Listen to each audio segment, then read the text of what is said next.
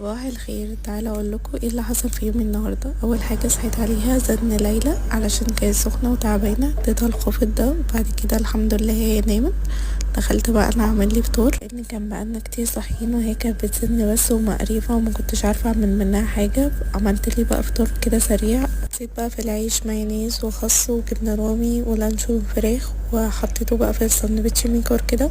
النهارده ما كانش ليا نفس خالص ان انا اشرب ايس كوفي، فشربت بقى كوفي سخنه كده. كنت بقى افطر وانا بفرج على مسلسل كتالوج كده لان الناس كتير قوي بتشكر فيه ففرجت عليه، بصراحه هو حلو. بعد كده ليلى بقى صحيت، اديتها شاور وكده واعرف اسيبها بقى وادخل اعمل الغدا. فدخلت بقى اعمل الغدا، كان فيه فراخ كده طلعتها تبلتها نفس تتبيلة الشاورما وحطيت بقى عليها مشروم كده، وبعد كده بقى حطيتها في العيش وحطيت عليها موزاريلا وبطاطس وقفلت العيش وحطيت في الساندوتش ميكر. والحمد لله بقى اتغديت وبعد كده خلصت الغداء وختمت بقى بطبق الفاكهة ده، وهو ده اللي قدرت اعمله النهارده لان ليلى كانت تعبانة. بس كده يومي خلص.